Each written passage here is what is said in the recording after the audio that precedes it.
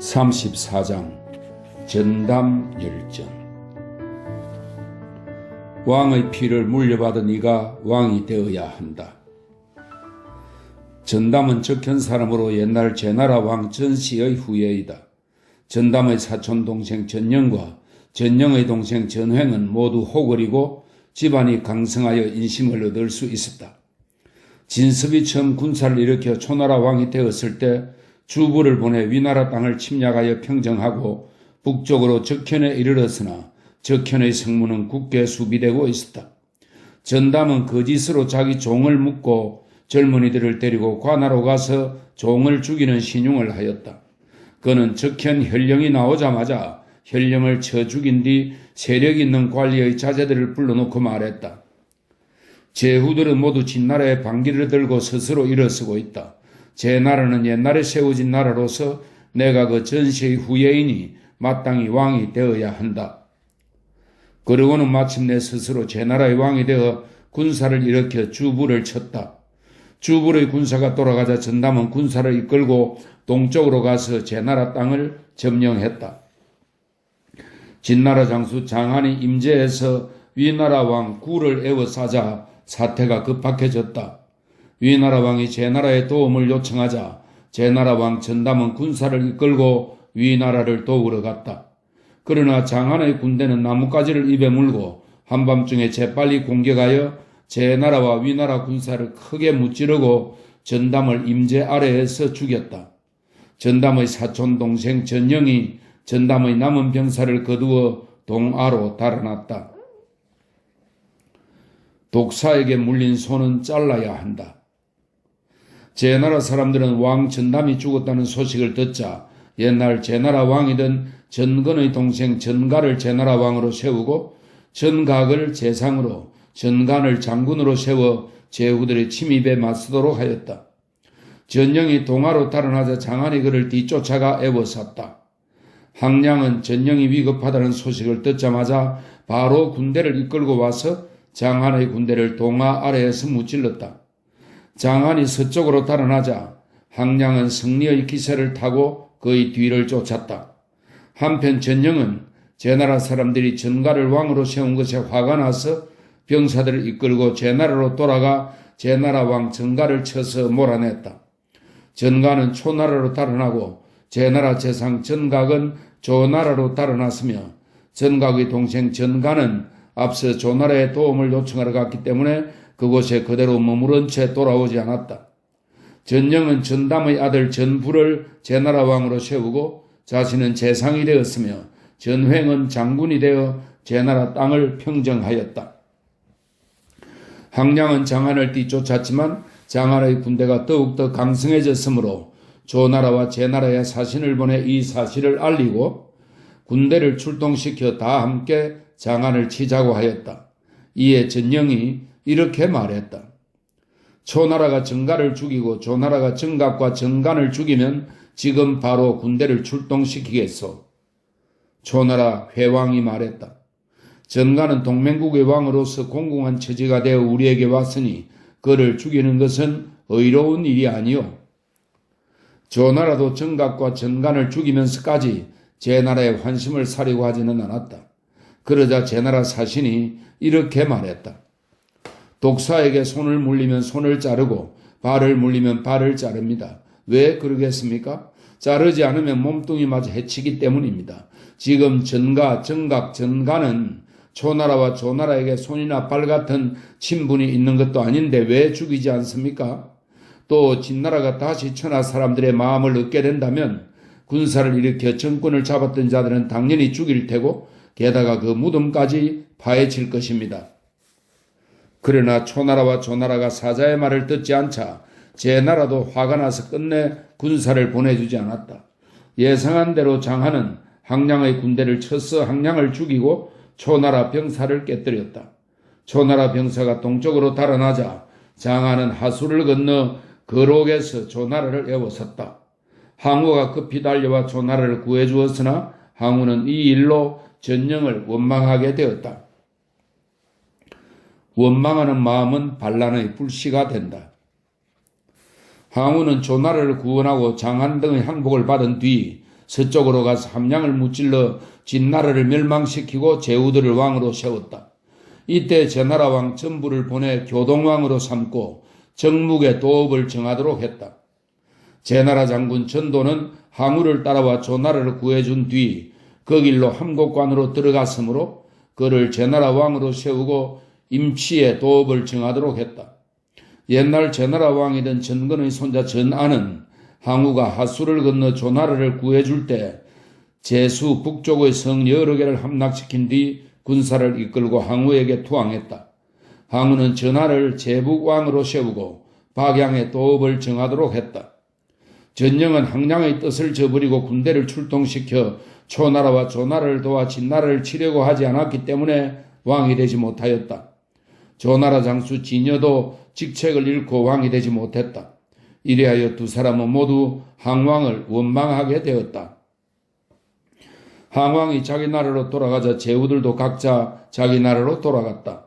그러자 전령은 사람을 시켜 군사를 이끌고 가서 진여를 도와 조나라에서 반란을 일으키게 하고는 그 자신도 군대를 동원하여 전도를 치자 전도는 초나라로 달아났다.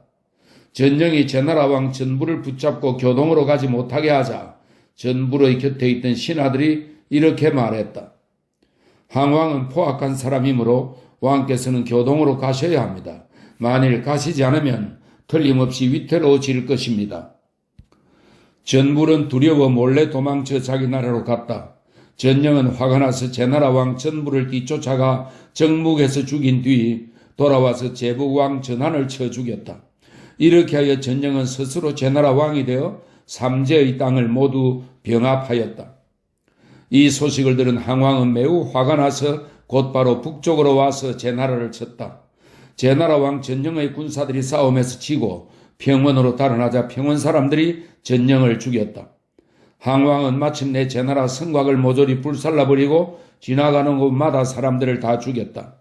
이에 제나라 사람들은 서로 힘을 합쳐 항우에게 맞섰다. 전령의 동생 전횡은 뿔뿔이 흩어졌던 병사 수만 명을 다시 불러 모아 성량에서 항우를 맞아 싸웠다.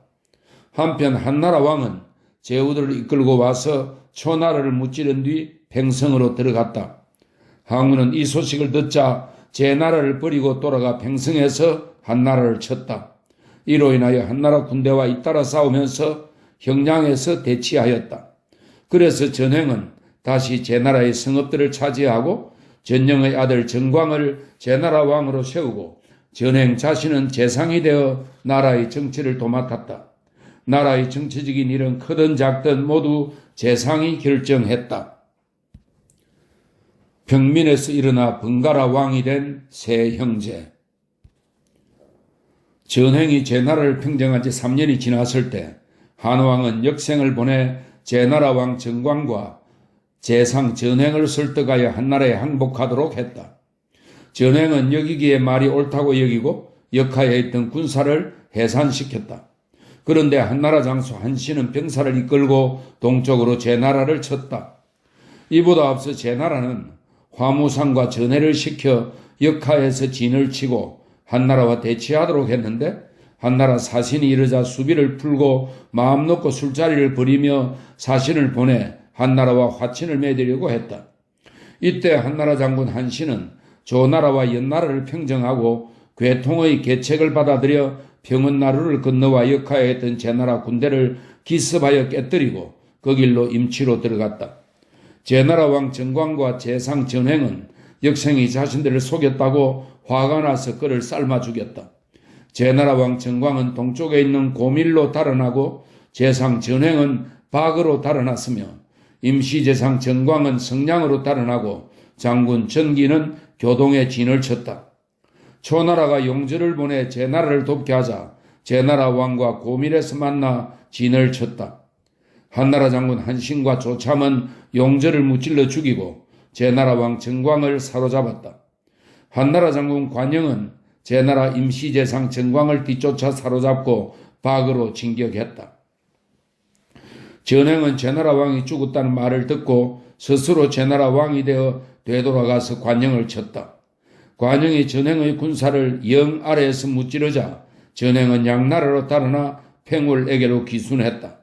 이 무렵 팽울은 양 땅에 있으면서 중립을 지키며 한나라를 위하기도 하고 초나라를 위하기도 했다. 한신은 용제를 죽인 뒤 이어서 조참에게 군대를 이끌고 앞으로 나아가 교동에서 전기를 무찔러 죽이도록 하고 관영에게는 제나라 장군 전업을 천성 땅에서 깨뜨려 죽이게 하였다. 한신은 마침내 제나라를 평정하고 자신이 제나라의 임시왕이 되고 싶다고 요청하였다. 그러자 한나라에서는 그를 진짜 왕으로 세웠다. 치욕스러운 삶을 사느니 차라리 죽음을 택한다. 그로부터 1년쯤 지나자 한왕은 항적을 멸망시키고 황제가 되어 팽울을 양나라 왕으로 삼았다. 전행은 죽음을 당할까 두려워 자기의 무리 500여 명과 함께 바다로 들어가 섬에서 살았다. 고제는 이 소식을 듣고 전행 형제는 본래 제나라를 평정한 데다가 제나라에 어진 사람들이 많이 따르니 지금 그들을 그대로 바다 가운데 두면 나중에 반란을 일으킬지도 모른다는 생각이 들었다. 그래서 사신을 보내 전행의 죄를 용서하고 불러오게 하였다. 전행은 다음과 같이 말하며 사양하였다. 신은 폐하의 사신 역생을 삶아 죽였습니다. 듣건대 지금 그의 동생 역상은 한나라 장군이 되었고 어진 인물이라고 하니 신은 두려워 감히 조서를 받들지 못하겠습니다. 바라건대 평민이 되어 바다의 섬이나 지키며 살게 해 주십시오. 사신이 돌아와 보고하자 고제는 곧바로 위위 역상에게 조서를 내렸다. 만일 제나라 왕 전행이 돌아왔을 때 감히 그를 따르는 사람과 여론을 불안하게 만드는 자가 있으면 그 일족을 멸하겠다. 그러고는 다시 사신에게 부지를 들고 전행에게 가서 역상에게 조서를 내린 상황을 자세히 설명하고 이렇게 말하라고 했다. 전행이 오면 크게는 왕으로 삼고 작게는 후로 삼겠다. 그러나 오지 않으면 군사를 보내 죽이겠다. 전행은 자신의 빈객 2사람과 함께 역마를 타고 낙양으로 향했다. 낙양에서 30리쯤 떨어진 시향역에 이르렀을 때 전행은 사신에게 말했다. 남의 신하가 된 자가 천자를 만나는데 마땅히 몸을 씻고 머리를 감아야 합니다. 전행은 그곳에 머물러 빈객들에게 말했다. 나는 처음에 한왕과 함께 왕노릇을 하며 고라고 일컬었는데 지금 한왕은 천자가 되었고 나는 도망친 포로의 몸으로 북쪽을 향하여 그를 섬겨야 하오. 이 치욕스러운 마음은 정말로 참을 수 없소. 나는 남의 형을 삶아 죽였는데 앞으로 그 동생과 어깨를 나란히 하여 같은 군주를 섬겨야 하오. 비록 그가 천자의 조서를 두려워하여 나를 괴롭히지는 못한다고 하더라도 내 어찌 스스로 마음속으로 부끄러운 생각이 없겠소? 또한 폐하께서 나를 보고자 하시는 까닭은 내 얼굴을 한번 보려는 것에 지나지 않소. 폐하께서는 낙양에 계시니 지금 내 목을 베어 30리를 말로 달려가면 모습이 썩지 않아 알아볼 수 있을 것이요. 그러고는 마침내 자기 목을 찌르며 빈객에게 자신의 목을 받들고 자신을 따라 말을 달려가 고제에게 아뢰도록 하였다. 고제가 말했다. 아, 역시 까닭이 있었구나. 한나 평민에서 몸을 일으켜 세 형제가 번갈아 왕이 되었으니 어찌 어질지 않겠는가. 그를 위해 눈물을 흘리고는 두 빈객을 도위로 삼고 군졸 2,000명을 뽑아 왕의 예를 갖추어 전행을 장사하였다. 그러나 장례가 끝나자마자 두 빈객은 무덤 곁에 구덩이를 파고 모두 스스로 목을 베고 거꾸로 처박혀 전행을 따라 죽었다. 고제는 이 소식을 듣고 몹시 놀라며 전행의 빈객이 모두 어진 사람들이라고 생각하였다. 또 그 나머지 500명이 여전히 바다 가운데 있다고 들었으므로 사신을 시켜 불러오게 했다.